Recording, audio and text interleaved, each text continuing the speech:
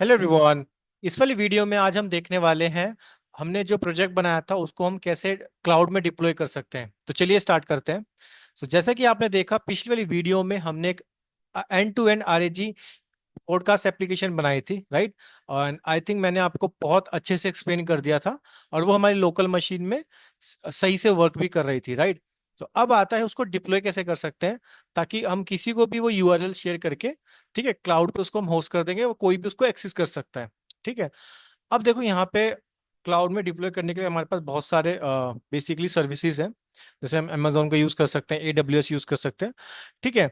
But वहाँ पे आपको कुछ अपना क्रेडिट कार्ड ऐड करना होता है, वो भी हम आगे देखेंगे जब मैं आपको हम और प्रोजेक्ट्स में। बट इस प्रोजेक्ट में हम जो डिप्लॉय करेंगे वो हम डिप्लॉय करेंगे with the help of render. अब रेंडर क्या होता है? बेसिकली रेंडर आपको एक क्लाउड प्रोवाइड करता है, बेसिकली जहाँ पे आप अपनी एप्लीकेशन को क्लाउड में डिप्लॉय कर सकते हो और वो भी बिल्कुल फ्रीली। ठीक है। तो इसके लिए आपको क्या, रेंडर है कि क्लाउड एप्लीकेशन प्लेटफॉर्म है, इसको हम यूँ बोल सकते हैं। तो render.com पे आना है और उसके बाद आपको क्या करना है, गेट स्टार्टेड फॉर फ्री। इसका जो लिंक है मैं वीडियो के डिस्क्रिप्शन में भी ऐड कर दूंगा। ठीक है, गेट स्टार्टेड फॉर फ्री पे क्लिक करना है। तो उसके बाद आपको क्या करना है, यहाँ पे आप ऑप्शन आएंगे क्रिएट एन अकाउंट। तो मेरा सजेशन रहेगा कि आप सिंपल गूगल से जाके गूगल पे क्लिक करना और अपनी जीमेल वाली आईडी से लॉगिन कर लेना। बट मेरा अकाउंट ऑलरेडी यहाँ पे बना हुआ है तो मैं साइन इन पे क्लिक कर दूंगा। ठीक है। अब जब फर्स्ट टाइम आप ओपन करोगे तो कुछ इस तरीके से आपके पास स्क्रीन आएगी। अब हमें डिप्लॉय करने के लिए कौन सा ऑप्शन यहाँ पे सिलेक्ट करना है? हमें सिलेक्ट करना है डिप्लॉय अ वेब सर्विस। ठीक है, एक वेब ऐप को हमें डिप्लॉय करना है। अब उसके बाद देखो मेरे पे मैंने ऑलरेडी यहाँ पे अपने गिटहब के साथ ऑथेंटिकेट किया हुआ है। बट आपको क्या करना पड़ेगा, आपके लिए वहाँ पे ऑप्शन आएगा और आपको फर्स्ट टाइम में वहाँ पे गिटहब के साथ ऑथेंटिकेट करना पड़ेगा। अब हम कौन सी वाली रैपो को डिप्लॉय करना है? बेसिकली हमें इस वाली रैपो को डिप्लॉय करना है, इस वाले प्रोजेक्ट को। तो देख सकते हो यहाँ पे ऑलरेडी मैं जितनी भी मेरी रैपो है वो सारी आ रही है यहाँ पे। ठीक है, तो मैं फर्स्ट वाली सेलेक्ट कर लेता हूँ और उसके बाद मैं यहाँ पे कनेक्ट पे क्लिक कर देता हूँ। ठीक है। अब देखो बहुत इजी होता है रेंडर पे डिप्लॉय करना। अब देखो यहाँ पे ये मेरा इस रैपो का नाम ही ले रहा है, चलो हम एज इट इज रहने देते हैं। पाइथन 3 यहाँ पे, अब हमें पाइथन में हमारी लैंग्वेज पाइथन थी। ठीक है, हमने मेन ब्रांच में किया है।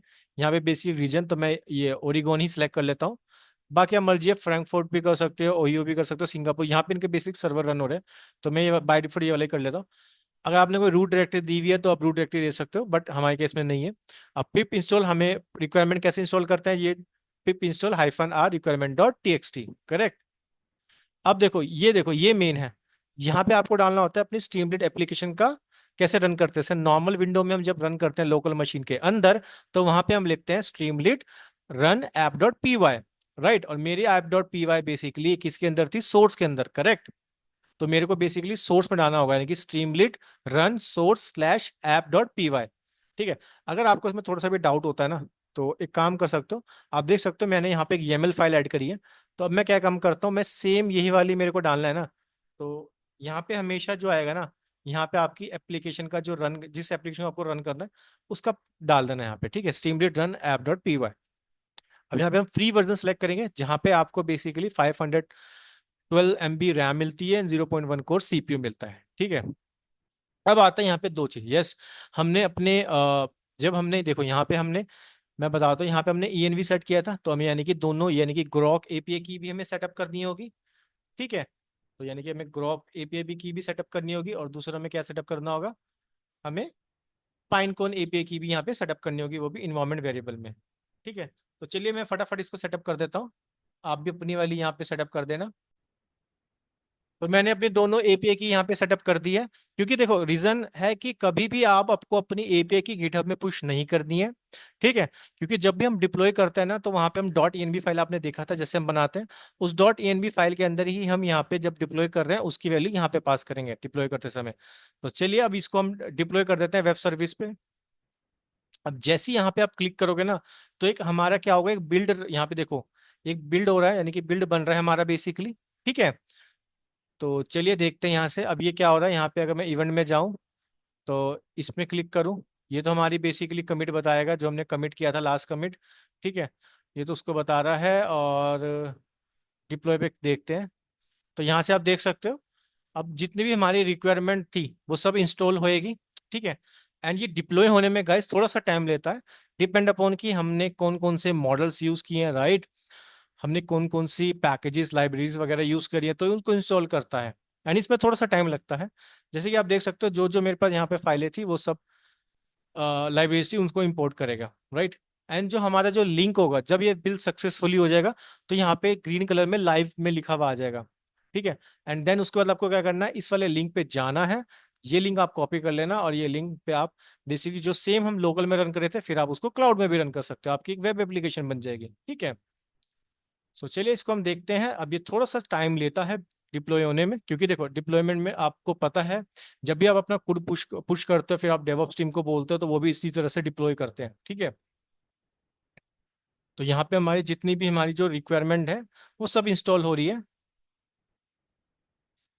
तो चलिए देख लेते हैं इसको एक बार।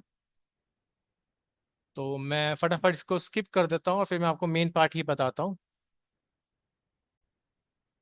तो जैसे कि आप देख सकते हैं, ये अब हमारा डिप्लॉय हो चुका है। एंड देखो ग्रीन कलर का हो गया ना, तो इट मीन्स ये डिप्लॉय हो चुका है।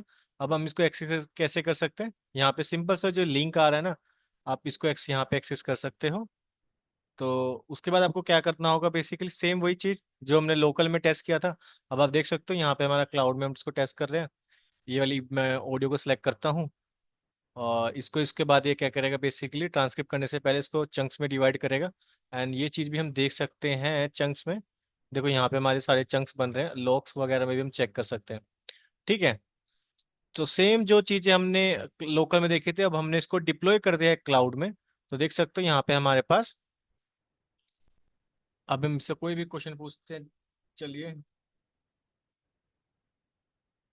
तो हमें उसका आंसर दे देगा, ठीक है। सो काफी ज्यादा सिंपल होता है गाइस, मेरे को एंटर दबाना पड़ेगा, ठीक है। तो देखा ना आपने कि रेंडर जो हमारे क्लाउड एप्लीकेशन प्लेटफॉर्म प्रोवाइड करता है, बेसिकली जहाँ पे आप अपनी एप्लीकेशन को फ्रीली डिप्लॉय कर सकते हो, right. You don't need to pay anything.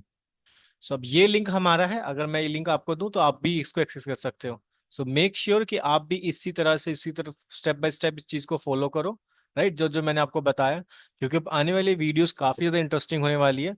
So make sure कि आप चैनल को सब्सक्राइब कर लो, जहाँ पे आप बहुत इजी वे में डेटा साइंस, जनरेटिव एआई, ये सब को आप बहुत इजी वे में सीख सकते हो, ठीक है। तो इसी तरह बने रहिए इस जर्नी में। मैं मिलता हूँ आपको अपनी नई वीडियो में नए टॉपिक के साथ। तो see you all in my next video. Thank